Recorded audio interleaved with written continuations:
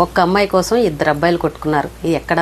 విజయవాడ నడి రోడ్లపైన. ఎవరి పిల్లలు అని అంటే బడాబాబుల పిల్లలు, అంటే రాజకీయ పార్టీలకి చెందిన వాళ్ళు. ఒకళ్ళేమో టీడీపీ పార్టీకి చెందిన వాళ్ళు, ఇంకొకరేమో వైసీపీ పార్టీకి చెందిన బంధువుల అబ్బాయి అని చెప్తున్నారు. ఏదైనా సరే పార్టీలు ఎవరైనా, ఏ పార్టీ వాళ్ళైనా, ఎంత డబ్బున్న వాళ్ళైనా సరే పిల్లల విషయంలో జాగ్రత్తగా ఉండాలి. నిన్న భగీరథ విషయంలో చూసాం.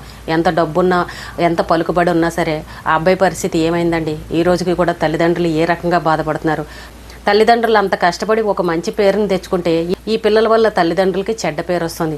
ఒక అమ్మాయి కోసం విజయవాడ నడి రోడ్లపైన కార్లతో గుద్దుకుని కార్లని చిత్తుగా పగలగొట్టుకున్నారు అని అంటే వాళ్ళ పెంపకం ఎలా ఉందో చూడండి. ఎవరైనా సరే ఒక అమ్మాయి ఇంకా వేరే అబ్బాయిని ప్రేమిస్తుందనో, లేదంటే వేరే అబ్బాయితోటి ఏదైనా పరిచయాలు పెంచుకుందో అని అంటే ఆ అమ్మాయిని అక్కడతోటి వదిలేస్తారు. సరే, ఈ అమ్మాయి నన్ను ప్రేమించట్లేదు, వేరే వాడితోటి కనెక్షన్ పెట్టుకుందా అని చెప్పేసి వదిలేస్తారు. కానీ ఒక అమ్మాయి కోసం ఇద్దరు అబ్బాయిలు ఈ రకంగా కొట్టుకున్నారని అంటే చాలా విచిత్రంగా అనిపిస్తుంది. సినిమాలో చూస్తూ ఉంటాం చూడండి, కార్లు ఫైటింగ్, కార్లు స్పీడ్గా వెళ్ళిపోవడం, గుద్దుకోవడం, గాల్లో పైకి ఎగరడం, ఇలాంటివన్నీ మనం చూస్తూ ఉంటాం.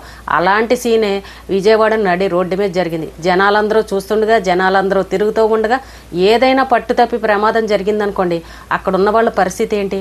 పైగా పిల్లలిద్దరూ కూడా మత్తు పదార్థాలు సేవించారని చెప్తున్నారు. ఒక అబ్బాయికి పోలీసులు ఏమన్నా తాగేయడమో అని చెప్పేసి టెస్ట్ చేస్తే పాజిటివ్ వచ్చింది. ఒక అబ్బాయికి మత్తు పదార్థాలు సేవించాడు. ఇంకో అబ్బాయికి ఏమో తన కారులో ఎలక్ట్రికల్ సిగరెట్లు, ఏవో స్టైరాయిడ్లు, ఇలాంటివన్నీ కూడా అబ్బాయి కారులో దొరికాయి. చదువుకునే పిల్లలు అయ్యుండే ఆ వయసులోనే మత్తు పదార్థాలకు అలవాటు పడ్డారు అని అంటే మరి తల్లిదండ్రులకి తెలిసే జరుగుతున్నాయా, తల్లిదండ్రులకి తెలియకుండా జరుగుతున్నాయా? పిల్లలు ఎక్కడికి వెళ్తున్నారు, ఏం చేస్తున్నారు? అంత పెద్ద పెద్ద కార్లు వేసుకుని వీళ్ళు చేసే పనులేంటి, వీళ్ళ ఫ్రెండ్స్ ఏంటి, ఏ అమ్మాయిలతో తిరుగుతున్నారు, ఎక్కడికి వెళ్తున్నారు, ఎన్ని గంటలకు తిరిగి ఇంటికి వస్తున్నారు, పిల్లాడి ప్రవర్తన ఎలా ఉందనేది తల్లికి కానీ తండ్రికి కానీ ఎవరూ పట్టించుకోరండి.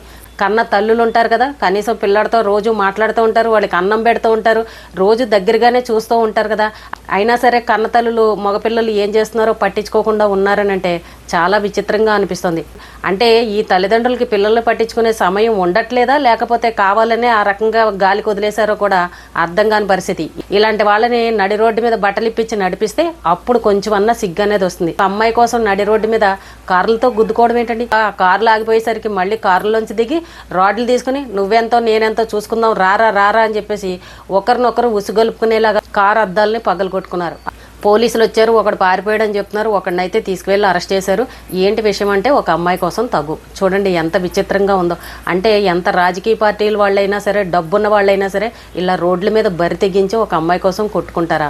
ఎవరు పరుగు పోయింది ఇప్పుడు? అంటే పిల్లల్ని ఏ రకంగా పెంచుతున్నారో చూడండి. ఒరే మన దగ్గర డబ్బు ఉంది, కార్లు ఉంది, నీ ఇష్టం రా, నువ్వు ఎంజాయ్ చేయరా అని చెప్పేసి పిల్లలకి చేతి నిండా డబ్బు ఇస్తే ఇదిగో పరిస్థితులు ఇలాగే ఉంటాయి. తల్లిదండ్రులు పరువు తీయడం ఖచ్చితంగా ఖాయం. మరి ఈ వయసులోనే ఆ పిల్లలు మత్తు పదార్థాలు అలవాటు పడ్డారని అంటే తల్లిదండ్రులు ఏం చేస్తున్నారు? ఈ వయసులోనే వీళ్ళ ప్రవర్తన ఇంత పొగరమూతగా ఉంటే రేపు భవిష్యత్తులో అసలు వాళ్ళకి పెళ్ళి అయిందని అంటే ఆ భార్య పిల్లల్ని ఎలా చూసుకుంటారు? తల్లిదండ్రులు ఆలోచించుకోవాలి. మన దగ్గర డబ్బు ఉంది, పలుకుబడి ఉంది కదా అని అనుకుంటే మీ పిల్లలు వచ్చి ఈ రకంగా మీ పరువులు తీస్తారు. ఇప్పుడు ఏంటంటే వాళ్ళు జైలుకి వెళ్ళినా సరే పర్వాలేదు, మన పిల్లలు మన దగ్గర అధికారం ఉంది కదా, ఏదో ఒకటి రికమెండేషన్ చేసి మన పిల్లల్ని తెచ్చుకుందాంలే అని మీరు అనుకుంటారు. కానీ జనాల మధ్యలో పరువు అయితే పోయింది కదండి. పిల్లలు ఇప్పుడు ఆ మత్తు పదార్థాలు సేవించారు, ఆ మత్తులో తెలియక ఒకరినొకరు ఏ రాడ్లు పుచ్చుకుని నెత్తులు పగలగొట్టుకున్నారనుకోండి, అప్పుడు పరిస్థితి ఏంటి? ఏం చేయగలరు అప్పుడు? ఒక అమ్మాయి కోసం అంత చీప్గా ఉన్నారా? అంత కరుగొట్టుపోయి ఉన్నారా? అమ్మాయిలే దొరకరా అసలు? ఒక అమ్మాయి కోసం ఇద్దరు అబ్బాయిలు కొట్టుకోవడం ఏంటండి విచిత్రం? కాకపోతే కనీసం ఆ అమ్మాయికైనా బుద్ధి ఉండాలి కదా. ఇలాంటి వాళ్ళతో స్నేహం చేయడం ఏంటి? వీళ్ళు చూస్తే అన్ని మత్తు పదార్థాలు సేవిస్తున్నారు, వీళ్ళు మంచివాళ్ళు కాదని కనీసం ఆ అమ్మాయికి కూడా అర్థం కదా.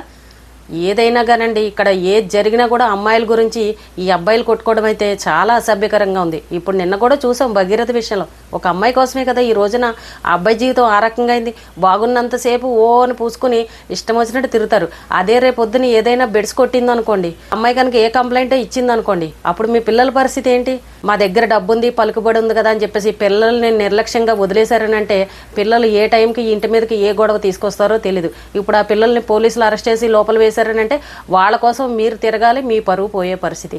పిల్లలకి అంతంత పెద్ద పెద్ద కార్లు ఇచ్చి ఒరే పగలగొట్టుకోండిరా అని చెప్పేసి బొమ్మ కార్లు పగలగొట్టినట్టు రాడ్లు పెట్టుకుని ఒకరినొకరు ఏంటో సినిమాలో ఫైటింగ్ లాగా ఎదురెదురు పడి అంత పెద్ద పెద్ద కాస్ట్లీ కార్లతోటి గుద్దుకుంటారా? మా దగ్గర డబ్బు ఉంది అన్న అహంకారం అక్కడే కనబడుతుంది. అంత ఖరీదైన కార్లతోటి వాళ్ళు ఆ రకంగా గుద్దుకున్నారని అంటే తల్లిదండ్రుల పెంపకం ఏ రకంగా ఉందో కూడా అర్థమవుతుంది. విజయవాడ నడి రోడ్ల మీద ఇలాంటి సంఘటన జరిగింది అని అంటే నిజంగా ఎంత సిగ్గుచేటండి. వాళ్ళని అనేవాళ్ళు ఎవరు, ఎదిరించే వాళ్ళు ఎవరు? ఈ రోజున వాళ్ళ మీద కేసులై జైలుకి వెళ్తే అప్పుడు తల్లిదండ్రులు సిగ్గుపడేది, తలదించుకునేది. పిల్లల్ని జాగ్రత్తగా పెంచుకోండి. మనం ఎన్ని కోట్లు సంపాదించాం, మన దగ్గర ఎంత డబ్బు ఉందని ఇది కాదు, పిల్లల్ని మనం ఎంత జాగ్రత్తగా పెంచాం అన్నదే చూసుకోవాలి. పిల్లలు కనుక మీరు చెప్పిన మాట వినలేదనుకోండి, పంపించేయండి విదేశాలకి. ఎంతోమంది రాజకీయ నాయకులు పిల్లలు అందరూ విదేశాల్లోనే చదువుకుంటున్నారు, చక్కగా బాగా చదువుకుని ఏవో ఒకటి ఉద్యోగాలు చేసుకుంటున్నారు. అక్కడికి పంపించేయండి, వాళ్ళు కుదురుగా ఉంటారు. ఇక్కడుండి వీళ్ళు పబ్బులమ్మట, పార్టీలమ్మట, అమ్మాయిల వెంట ఈ రకంగా తిరిగి ఫ్రెండ్స్ ఒకరినొకరు ఈ రకంగా కొట్టుకుంటే ఏంటి వీళ్ళ వల్ల ఉపయోగం? మీ పరువు తీయడం తప్ప వాళ్ళ వల్ల మీకు ఏమన్నా ఉపయోగం ఉందా? పిల్లలు చెప్పిన మాట విన్నప్పుడు చక్కగా దూర ప్రాంతాలకు పంపించేయండి, విదేశాలకు పంపించేయండి, ఏ గొడవ ఉండదు.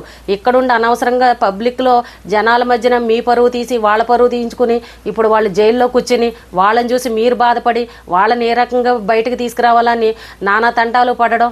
ఇప్పుడు ఈ మత్తు పదార్థాలు సేవించిన దాంట్లో ఏమన్నా ఇరుక్కున్నారు అని అంటే, మీకు తెలియకుండా ఆ పిల్లలు ఏమన్నా చేశారనంటే అవొకటి పెద్ద కేసులు అయిపోయి బయటికి రాని పరిస్థితి. ఇప్పుడు పరిస్థితులు ఎలా ఉన్నాయో చూస్తున్నాం కదా. ఎందుకు అలాంటి తప్పులు చేస్తారు? మీ పిల్లల్ని ఎందుకు జాగ్రత్తగా చూసుకోరు? పెద్ద పెద్ద కార్లు ఇచ్చేసి తాగండ్రా, తిరగండ్రా, అమ్మాయిలతో ఎంజాయ్ చేయండిరా అని ఊరి మీదకి వదిలేస్తారా? ఎంత సిగ్గుచేటండి. ఆ కార్లు గుద్దుకునే సమయంలో అక్కడ ఉన్న వాళ్ళకి ఎవరికన్నా ఏదన్నా జరిగితే వాళ్ళు ఊరుకుంటారా? కేసులు పెట్టరా? పిల్లలకి జల్సాలు అలవాటు చేసేసారు. పిల్లలకి ఏంటో ప్రైవసీని ఇచ్చేసారనమాట. ఏం పర్లేదురా మేము చూసుకుంటాంలే అని.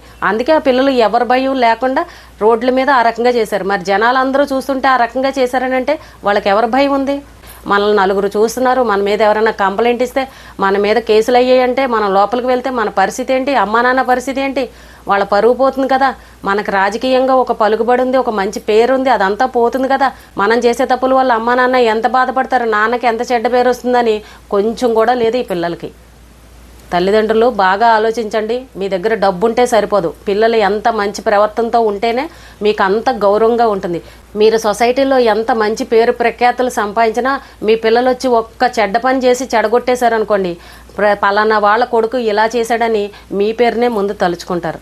దానివల్ల నష్టపోయేది ఎవరండి? మీరే కదా. ఎందుకు ఒకరి చేత మనం వేలెత్తి చూపించుకోవాలి? పిల్లల్ని ఎందుకు జాగ్రత్తగా పెంచుకోలేకపోతున్నారు? ఆ పిల్లల పెంపకం ఏ రకంగా ఉందో వీళ్ళ ప్రవర్తన చూస్తేనే అర్థమవుతుంది. ఆ భగీరథ ప్రవర్తనలో కూడా అలాగే ఉంది. ఫ్రెండ్స్ని ఇష్టం వచ్చినట్టు కొట్టాడు. ఆ తాగుళ్ళు, ఆ సీసాలు, అమ్మాయిలతోటి ఎంజాయ్ చేయడాలు ఒక్కసారి చూస్తే అర్థమవుదండి ఆ పిల్లలు ఎటువంటి వాళ్ళు. పిల్లలు ఏ తప్పు చేసినా ముందు తల్లిదండ్రులే నిందిస్తారు.